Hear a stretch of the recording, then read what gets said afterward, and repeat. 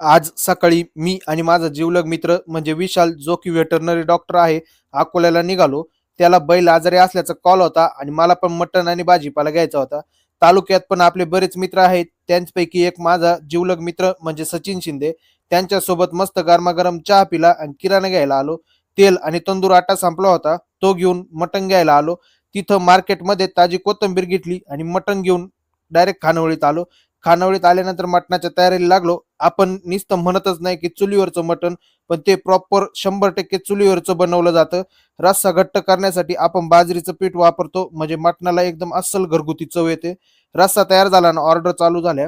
स्वतः मला मस्त बाजरीच्या भाकरी बनवता येतात. बाई काय करीन अशा भाकरी मी स्वतः बनवतो. म्हणून आपण कोणावरतीही अवलंबून नाही. आपल्या खानावळीत ज्या क्वालिटीचं मटण भेटतं सेम त्याच क्वालिटीची अंडा करी पण भेटती. लागोपाठ ताळ्यांच्या ऑर्डर चालू होत्या. संध्याकाळी कस्टमरनी चिलापी मासे आणून दिले. त्यापैकी 1 किलोचे मस्त तवा फ्राय आणि 1 किलोचे रोस्ट बनवून दिलं. एकदम कडक झालं होतं रोस्ट. आवडलं कस्टमरला आणि इतरही चिकन आणि मटनच्या पार्सल ऑर्डर चालू होत्या. कस्टमर्स खूप गर्दी करत होते. एकदम भन्नाट होता आजचा दिवस. या ना एकदा आपल्या दुर्वेश मराठा खानावळीत.